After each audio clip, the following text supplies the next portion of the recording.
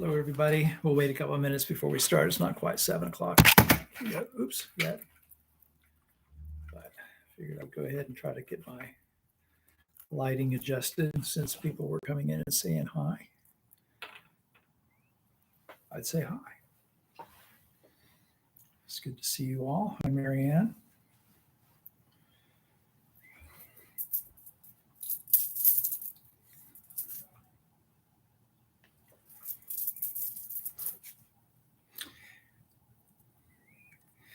I just can't get the light and the positioning exactly the way I want it. Just never quite there.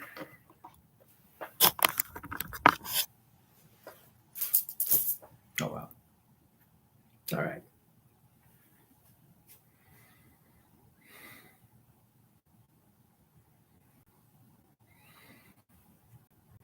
Hey, Daphne. Nice to see you with us.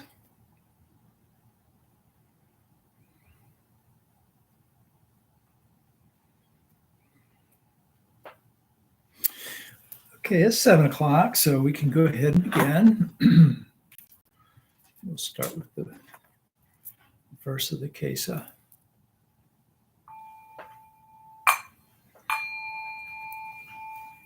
Vast is the robe of liberation, a formless field of benefaction.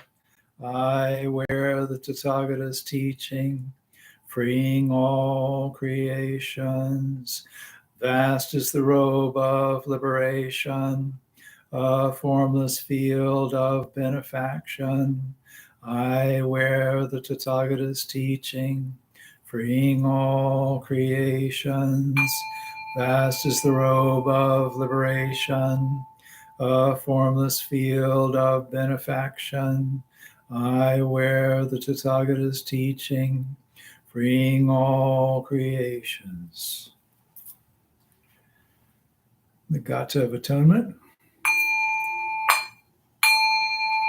All evil karma ever committed by me since of old, on account of my beginningless greed, anger, and ignorance, born of my body, mouth, and thought, now I atone for it all.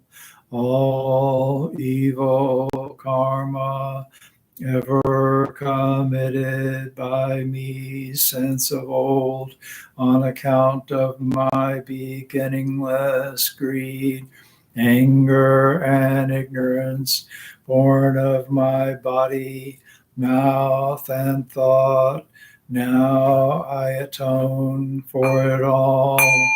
All evil karma ever committed by me since of old, on account of my beginningless greed, anger, and ignorance, born of my body, mouth, and thought, now I atone for it all.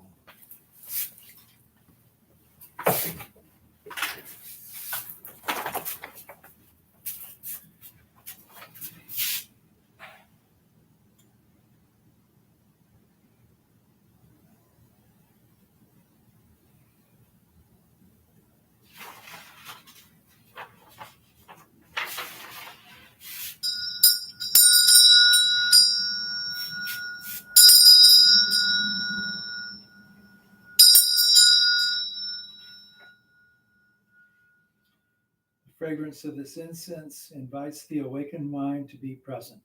It fills our sacred space, guards our minds from wrong thinking. Fragrance of this incense unites us with virtue, mindfulness, and wisdom. We offer it on behalf of all beings.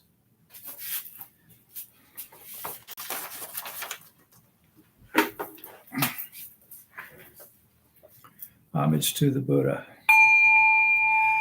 Namo tassa bhagavato arahato samma sambuddhassa. Namo tassa bhagavato arahato samma sambuddhassa. Namo tassa bhagavato arahato samma sambuddhassa. I go to the Buddha for refuge. Being one with the Buddha, I resolve to each day follow the way of life he laid down for us to walk and awaken to his supreme wisdom. I go to the Dharma for refuge. Being one with the Dharma, the gates of Dharma are manifold. I vow to enter them all. The goal of wisdom is ever beyond. I shall attain it. I go to the Sangha for refuge. Being one with the Sangha, in the spirit of universal fellowship, and as a member of the Sangha, I pledge to strive for the enlightenment of all beings. The Metta Sutta. This is what should be done by one who is skilled in goodness and who knows the path of peace.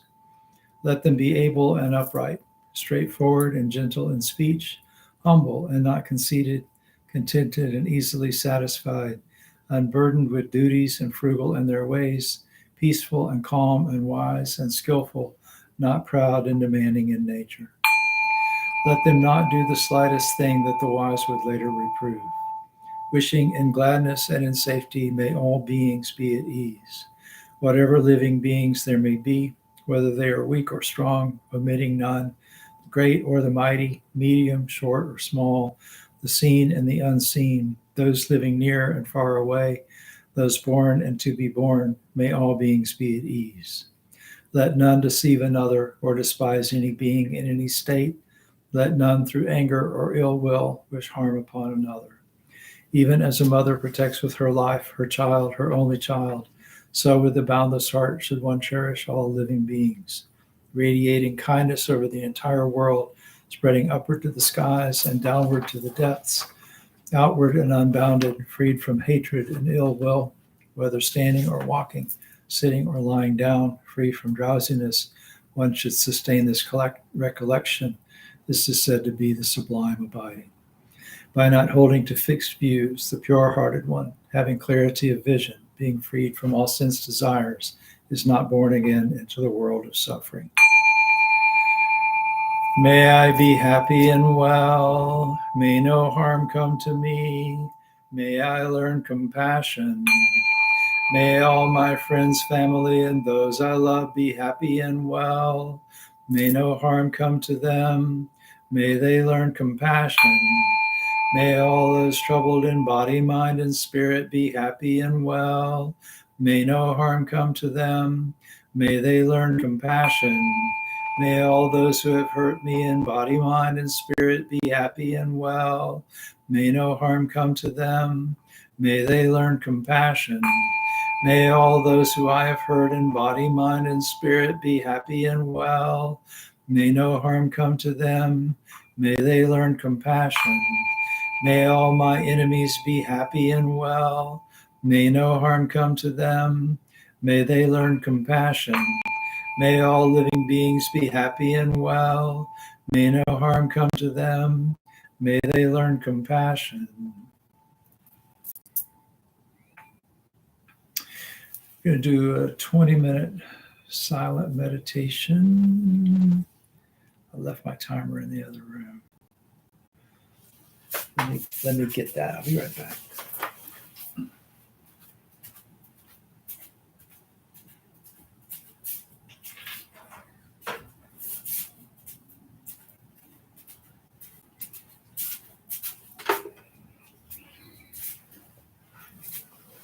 I can always just look at the clock on my computer, but I also realized that I forgot to put my phone on Do Not Disturb.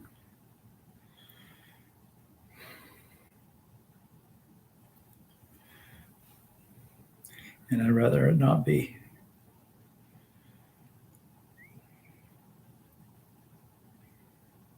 I'd rather it not be going off during meditation and disturbing you.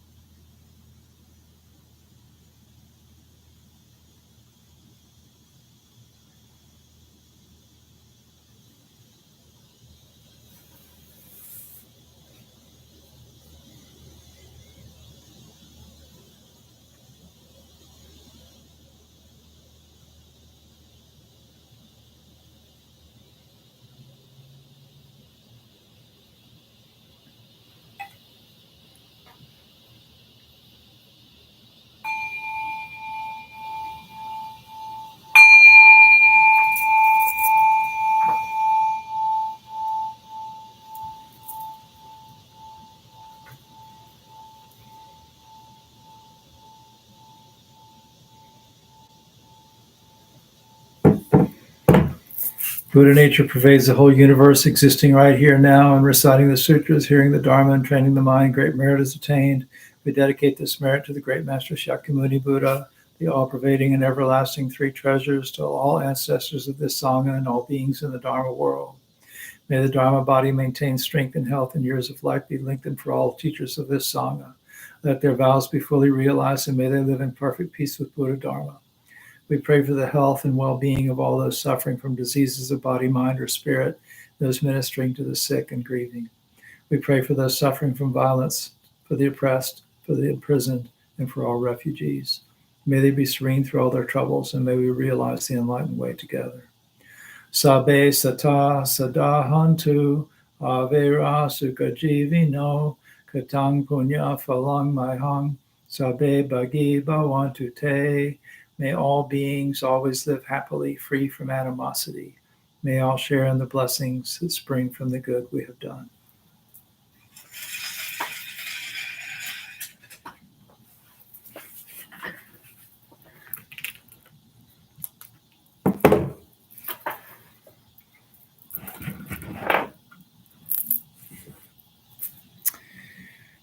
Hey, Ed. Hi, Shani. Didn't see y'all before. I think you came in after I said hello to everybody else. It's good to see you here. Before I start on a Dharma talk, a couple of announcements, things I want to share with you. So first, we'll be, if all goes as planned, we'll be meeting in person again. Hey, Chris. we'll be meeting in person again very soon, just a couple of weeks. So at the UU Church on Clara, where we used to meet before COVID happened. They do have Wi-Fi there now. It's one of the reasons why we didn't start meeting there before. They didn't have that.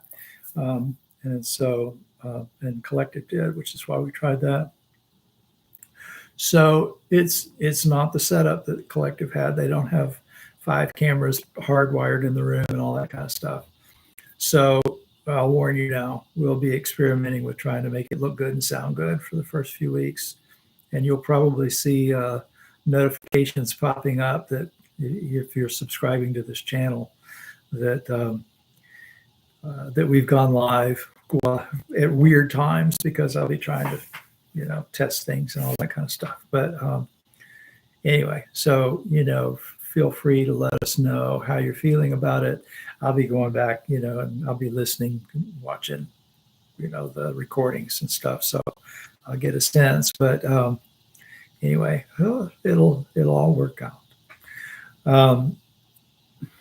Haven't quite figured out if I'm going to have chat active. It'll be a little harder to monitor, I think, but maybe not. We'll see. See how it goes. The other thing that I wanted to let you know is that justice. So I'm not sure what would be new to you. If it won't be where the Collective was, it'll be at the First Unitarian Universalist Church of West Volusia at 116 South Clara in DeLand. So that's where we used to meet, but that was 2.5 years ago now. Until March of 2020, we were meeting there, met there for years. And so, and it's a nice space. It's not, it's not our own space. The space we'll basically rent one night a week their fellowship hall. So we have to kind of come in early and set up an altar and all that kind of stuff. But over the long run, I think it'll be really good. It worked out well for us before. And the setup is a little different now than it was when we were there before. But anyway, you'll see it when you get there. And of course, if you're subscribing to our email notifications, you will get plenty of notice about this. I'll probably send out an extra one that week just to make sure people know where to show up. The other thing is that some of you, I know, went to the last session. Session is a multi-day Zen meditation retreat at White Sands in earlier this month. And we have scheduled the next one. It will be a much cooler time of the year, one hopes. It'll be December 7th through the 11th, I think. And I'll be sending out the official announcement for that soon-ish. Same basic setup as before. It seems to be working out reasonably well, so we're going to stick with that. What's interesting about that is that Rohatsu, which is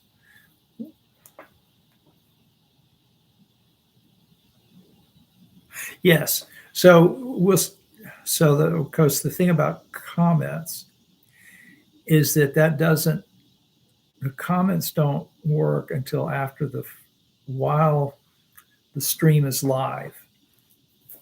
You can chat while the stream is live, comments later. So you could do that. Well, I'll think about it. And again, it may not be a big deal. I may just set my laptop up right in front of me like it is here, and so it'll be there. But more than likely, we'll do something different. Have a laptop somewhere else and a camera. Anyway, I don't know. We're gonna play around with it. We got a couple of options. I have an external webcam with a stand. I mean, there's things that we can do. We'll figure it out. Anyway. So the session will be December 7th through the 11th. Rohatsu is December 8th. Rohatsu is the Japanese celebration of the Buddha's enlightenment. And so that will coincide. So that'll be a nice thing. And also, I think Jim said he's ordaining 2 monks during that session. So that'll be pretty cool. You get to see what an ordination looks like.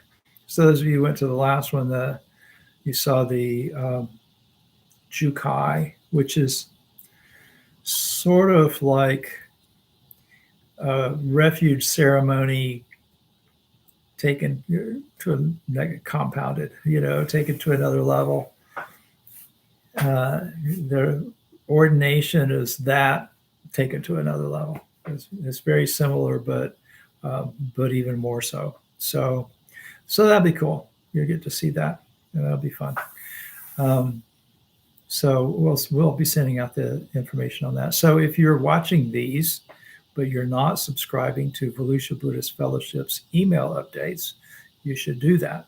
So just go to volusiabuddhist.org and subscribe to whichever notifications you want. Right now, everybody gets everything, but eventually when we're meeting in person and stuff, we'll break that out a little bit more. But anyway, make sure you subscribe to notices of special events and retreats, and then you'll get that. So I'm thinking that in September, we will schedule an Ullambana ceremony. So I know some of you were at White Sands last Sunday, this past Sunday, for the one-day retreat in Ullambana service. So we've done Ullambana services before. Actually, we call it Oban. That's the Japanese name. It's the same thing.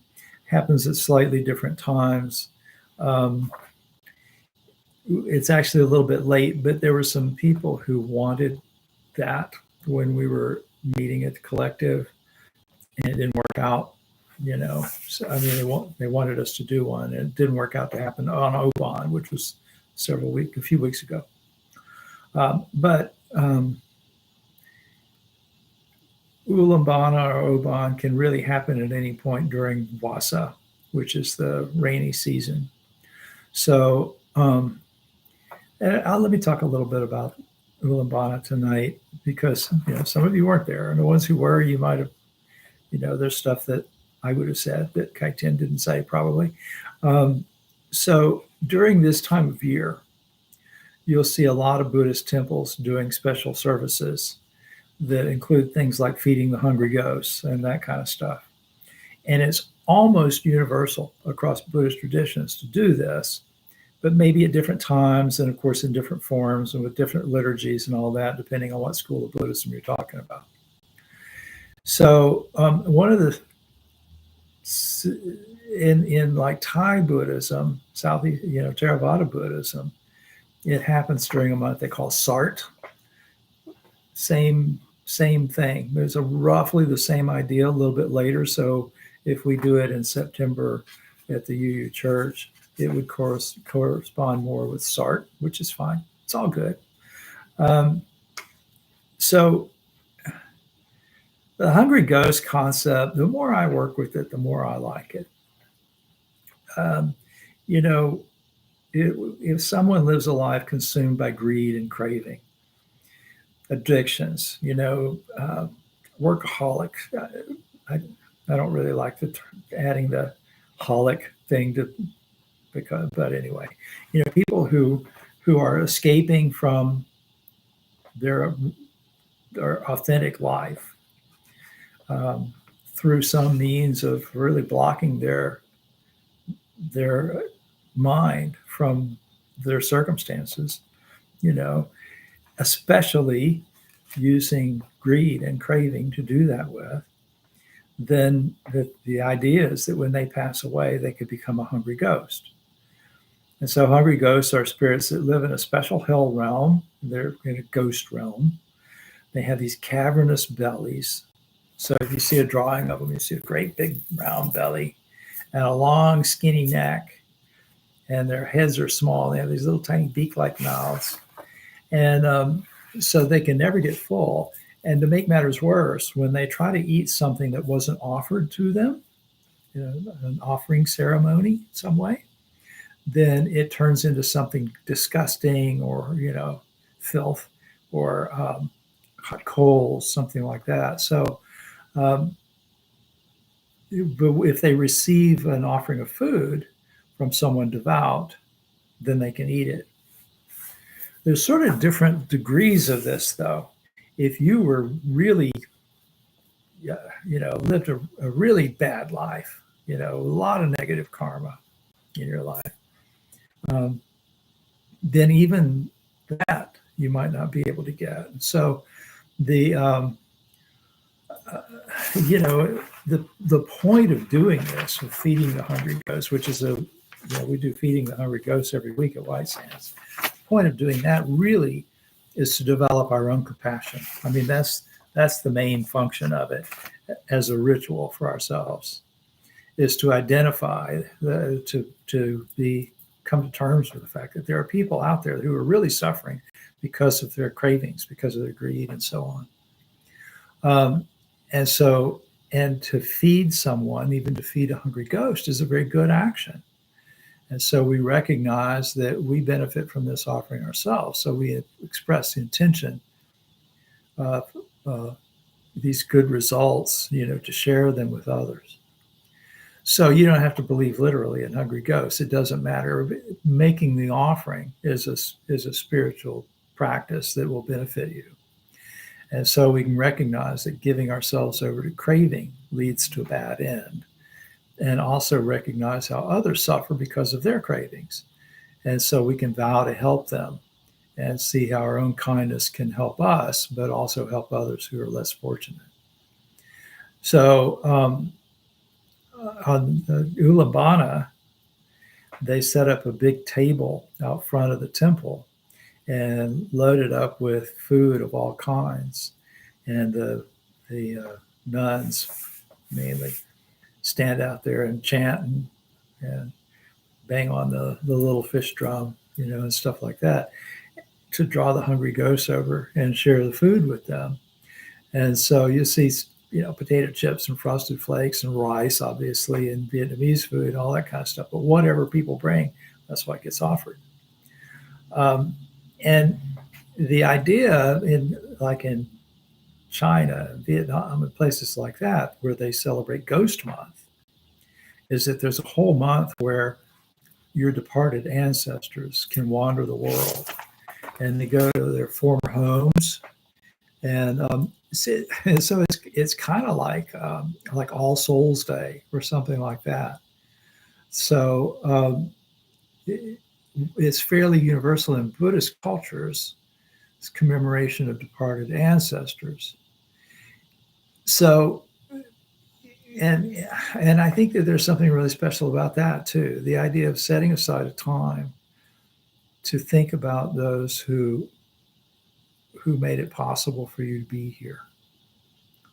So I mentioned on Sunday too, though, that your family can be a lot of people. It doesn't have to be just your ancestors. Who made you the way you are? Who did things that benefited you in a way that allowed you to become the person that you are, the way that you are? Teachers,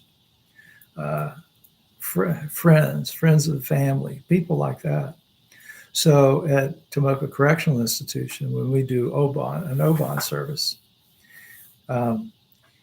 we'll offer them the opportunity to take a piece of joss paper, which is like paper that designed just to be burned. Sometimes it's printed with something, or it's got a little gold leaf on it, stuff like that. You can get it at any Asian market. And people will write the names of friends that have passed on there. Think about being in a prison. They don't have a way to get closure when something like that happens. They might just hear, weeks or even months after it happened, that somebody that they were practically bunkmates with at some point in their life died. And, you're constantly transferring people around. And so they lose touch with people. They can write maybe, but, it's kind of hard to do. these guys get like $50 a month spending money, some of them. So, it's not like they can buy pencil and paper, and stamps even are difficult. And so they're kind of dependent on word from people who transfer in from other facilities and, hey, your buddy died, or whatever. So to have this opportunity once a year to think about these people that affected your life in good ways and who were important to you, and that, and just to take this moment to be grateful to them and to help them along their way, because the purpose of doing all of this, we do something meritorious. So we chant, we meditate, things like that to develop merit, and then we share it, and share it specifically with them to help them have a better rebirth. So the whole story behind Ullambana specifically is that Moggallana, and if you're coming to these, you know who Moggallana is probably. He was one of the Buddha's two main disciples. Moggallana's parents had passed away.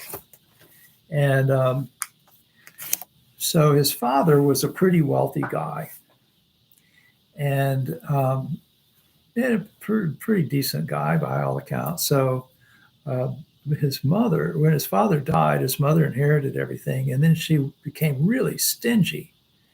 She was very greedy, always wanted more, and wouldn't share anything with anybody. So monks would come by on alms rounds, and she'd be abusive, yell at them, tell them to go away, stuff like that. And really never did much of anything charitable for anyone. So one day Moggallana decided that he wanted to find out where his parents had gone after they died. So Moggallana, if you've heard my stories about that, he became an arhat, and he had very advanced powers, spiritual powers. And among them, he was able to go visit heavens and hells and stuff like that. So, and by the way, you don't have to believe this. This is a spiritual story. It's got a spiritual truth, not a history lesson. But he decided to go find out where his parents were, and he went out into the heavens looking around, and sure enough, he's found his father in one of the Dewa realms. Like I said, his father was a pretty good guy. His mother was not in one of the Dewa realms, and so he looked around in the human realms and the animal realms, and he finally found her a hungry ghost in one of the really bad hungry ghost places, and she was being like, I don't know, sitting in a pot of fire or something like that. I don't remember exactly. I sometimes think Dante must have heard about Buddhist hells when he got ready to write the Inferno, because the descriptions of Buddhist hells are pretty interesting sometimes. But anyway, she was starving to death because she couldn't eat anything. And so Moggallana tried to offer her some food. Moggallana was as devout a person as you could get. He was very spiritually advanced. And he offered her some rice. She couldn't eat it. Turned into fire when she tried to eat it.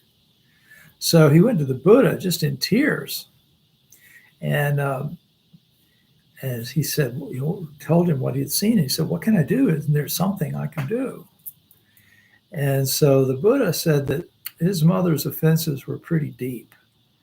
And while Moggallana's devotion was very profound, it said your filial piety is so profound that it resounds through heaven and earth.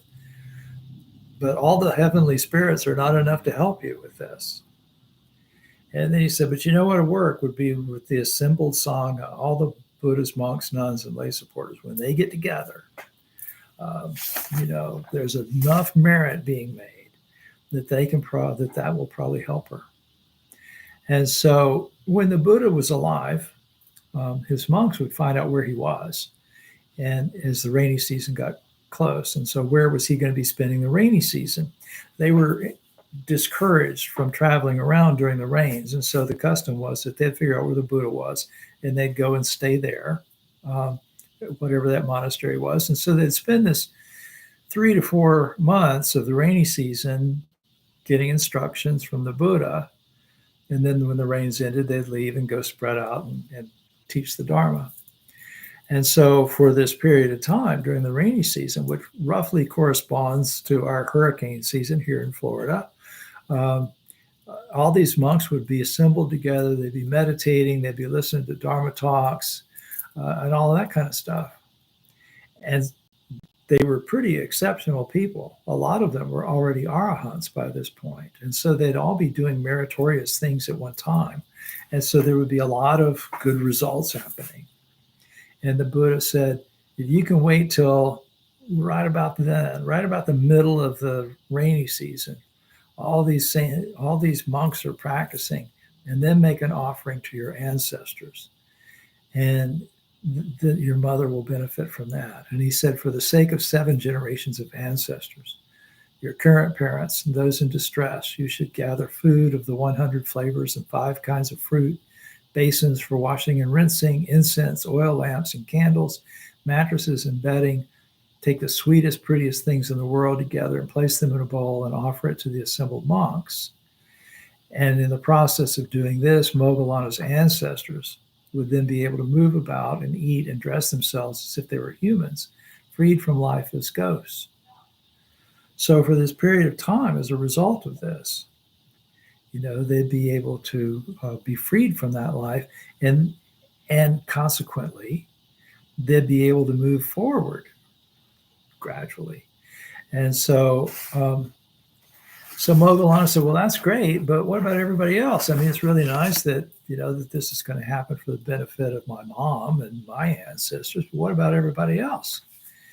And the Buddha said, well, if Buddhist monastics and lay followers would make offerings at this time of year this way on behalf of their ancestors, then their parents, if living, will live long, happy lives.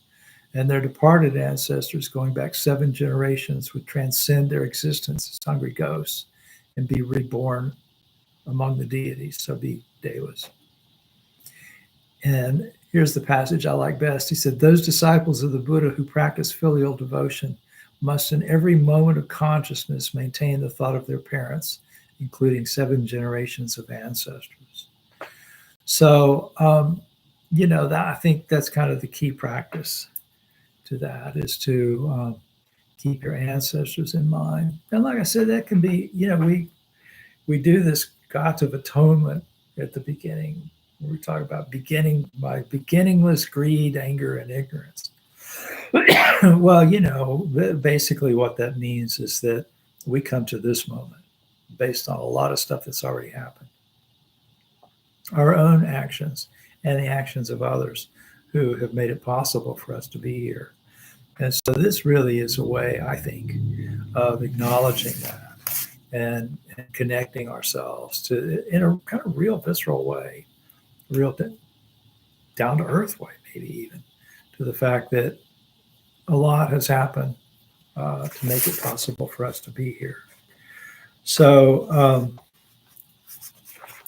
there's a lot of other practices that are associated with this. And if you go to a Thai temple during Sart, there'll be a lot of alms rounds happening. Even in the U.S., they'll kind of keep it on the grounds of the monastery, but people will come up and give alms to the monks in the morning, and then everybody eats together. And then,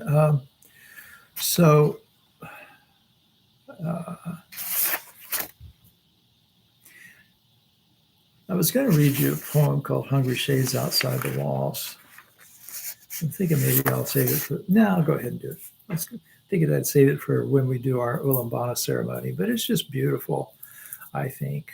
Outside the walls they stand, and at crossroads. At doorposts they stand, returning to their old homes. Thus those who feel sympathy for their dead relatives give timely donations of proper food and drink, thinking, may this be for our relatives, may our relatives be happy. For there in the ghost realm there's no farming, no commerce, no money. They live on what is given here.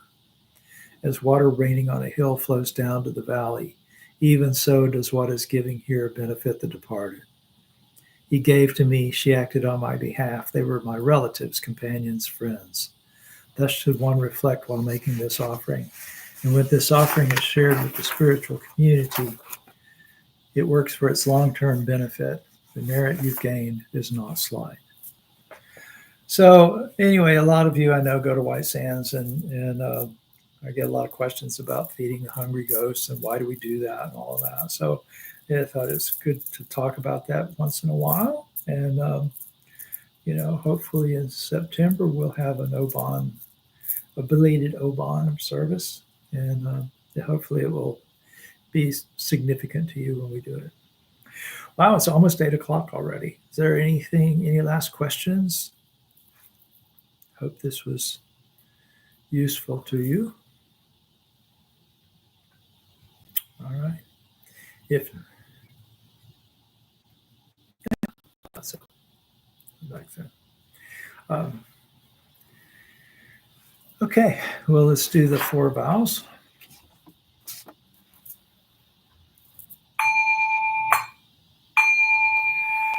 Creations are numberless. I vow to free them. Delusions are inexhaustible. I vow to transform them. Dharma gates are boundless. I vow to enter them. The enlightened way is unsurpassable. I vow to embody it. Creations are numberless. I vow to free them. Delusions are inexhaustible. I vow to transform them. Dharma gates are boundless. I vow to enter them. The enlightened way is unsurpassable. I vow to embody it. Creations are numberless. I vow to free them. Delusions are inexhaustible. I vow to transform them. Dharma gates are boundless. I vow to enter them. Enlightened way is unsurpassable. I vow to embody it. Friends, I respectfully remind you life and death are of supreme importance. Time swiftly passes by and opportunity is lost. Each of us must strive to awaken.